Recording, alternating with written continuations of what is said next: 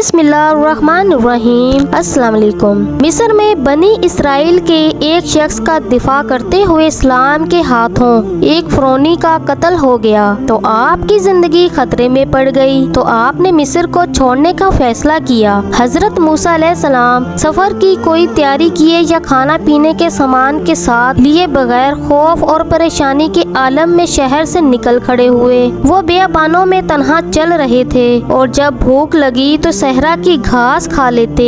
आखिर कई दिन रात के सफर के बाद वो मदीन के कुएं पर आ पहुँचे। वहाँ उन्होंने देखा कि कुछ चरावे कुएं के किनारे वाक़िए दरख्त के नीचे जमा हैं और अपनी भेड़ों को पानी पिला रहे हैं। इसके साथ ही ये भी देखा कि दो लड़कियां अपनी भेड़े लिए कुएं से दूर खड़ी हैं और इनको कुएं के नजदीक जाने से रुके हैं। हजरत मूसा अलैहिस्सलाम इन लड़कियों के पास गए और पूछा, तुम अपनी भेड़ों को पानी क्यों नहीं पिलाती? उन्होंने जवाब दिया, हमारे लिए इंतजार करना जरूरी है। जब मर्द अपने जानवरों को पानी पिलाकर चले जाएंगे तो फिर हम अपनी भेड़ों को पानी पिलाएंगे। हमारे वालिद बहुत बूढ़े हैं, वो इतना काम करने की हिम्मत नहीं रखते। हजरत मूसा अलैहिस्सलाम कुएं के किनारे पहुँचे, डोल पकड़ा और इन लड़कियों की भेड़ों को पानी पिलाया और फिर दरख्त के साए में बैठ गए। ये वो वक्त था कि इन्हें सख्त भूख लग रही थी, इसलिए उन्होंने खुदा से मदद मांगी और इसकी बारगाह में अपनी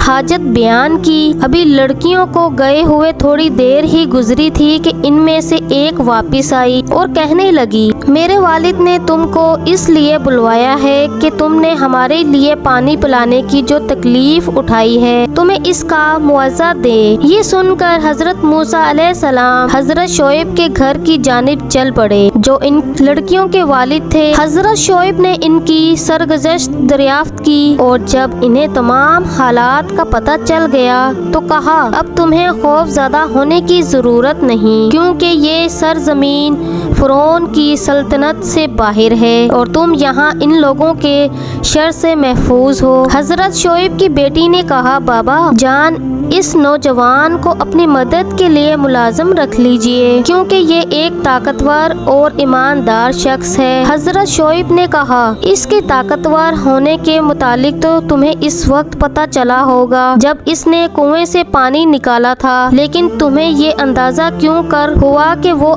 एक ईमानदार शख्स भी है? लड़की ने कहा, जब मैं इसे घर ला रही थी तो इसने मुझसे कहा, मैं आगे आगे चलता हूँ और तुम मेरे पीछे रहकर मुझे रास्ता बताती रहो। फिर ये कहा कि हम एक ऐसे खानदान से ताल्लुक रखते हैं कि जिसके अफराद औरतों के डील डोल पर निगाह नहीं डालते। हजरत शोएब को अपनी बेटी का इस्तदलाल पसंद आया और वो हजरत मूसा अलैहिस्सलाम से कहने लगे, मैं अपनी एक बेटी जिसका नाम सफूरा है, इसका निकाह तुमसे कर देना चाहता हूँ, लेकिन शर्त है कि तुम 8 साल तक मेरे यहाँ रहकर मेरी भेड़ें चढ़ाओगे और अगर तुम चाहो तो 10 साल तक भी रह सकते हो, लेकिन ये तुम्हारी मर्जी है। मुनसहर है हजरत मूसा अलैहिस्सलाम की, जो अपने आप को इस इलाके में तन्हा और अजनबी महसूस कर रहे थे।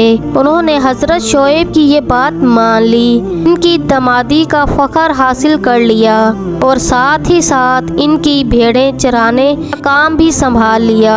जब 10 साल की मुद्दत पूरी हो गई तो हजरत मूसा अलैहिस्सलाम ने हजरत शोएब की दी हुई भेड़ें इकट्ठी की और अपनी बीवी को लेकर अपनी माँ और बहन से मिलने मिस्र रवाना हो गए।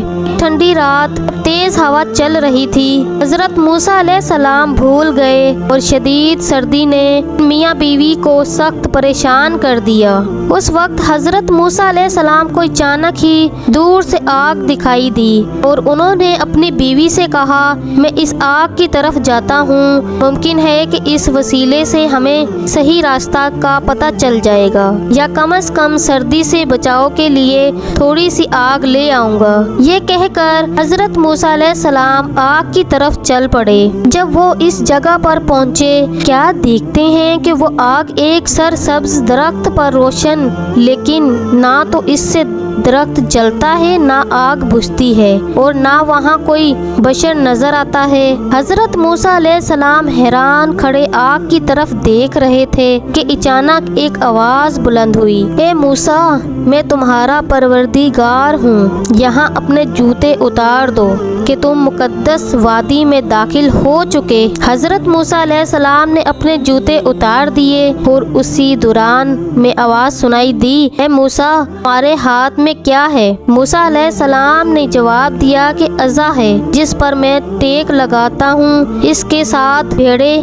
ہفتا ہوں اور اس سے کئی اور کام بھی لیتا ہوں۔ ادھر سے کہا گیا کہ اسے زمین پر ڈال دو۔ موسیٰ علیہ السلام نے عصا زمین پر ڈالا تو وہ ایک بڑا سا ڈراؤنا سانپ بن گیا۔ موسیٰ علیہ السلام کے دل میں خوف پیدا ہوا اور وہ بھاگنے کو تھے کہ اتنے میں آواز آئی، اے موسیٰ، ڈرو مت اور لوٹ آؤ، ہم اس کو اس کی پہلی شکل میں تبدیل کر دیتے ہیں، تم ہاتھ بڑھاؤ اور اسے پکڑ لو۔ موسیٰ علیہ السلام نے پشمینے کا جبہ پہن رکھا تھا۔ انہوں نے سانپ کو پکڑنے کے لیے جیسے ہی آستین کو اپنے ہاتھ پر لپیٹ لیا، ادھر سے آواز آئی، آستین کو پرے کر دو اور بے خوف ہو کر اسے پکڑ لو۔ اب حضرت موسیٰ علیہ السلام نے ہاتھ بڑھا کر سانپ کا سر پکڑ لیا اور دیکھا کہ یہ تو ان کا وہی عصا ہے۔ پھر خطاب ہوا کہ اپنا ہاتھ اپنے گریبان میں ڈالو۔ موسیٰ علیہ السلام نے اپنا ہاتھ گریبان میں ڈالا اور جب اسے باہر نکالا تو دیکھا کہ وہ سفید اور چمکدار ہو گیا ہے۔ انہوں نے اسے پھر گریبان میں ڈالا اور جب باہر نکالا تو وہ اپنی پہلی حالت میں آ گیا تھا۔ پھر آواز آئی، اے موسیٰ، یہ تمہارے رب کی دو بڑی نشانیاں ہیں، اب ضروری ہے کہ تم فرعون اور اس کی قوم کے پاس جاؤ اور انہیں ہماری طرف بلاؤ۔ حضرت موسیٰ علیہ السلام نے عرض کیا، اے پروردگار، میں نے فرعون کی قوم کے ایک آدمی کو مار ڈالا تھا، اس لیے ڈرتا ہوں کہ کہیں وہ مجھے قتل نہ کر دے۔ میرا بھائی ہارون کہ جو مجھ سے بڑھ کر روانی سے بول سکتا ہے، تو اس کو میرے ساتھ کر دے تاکہ وہ میری تصدیق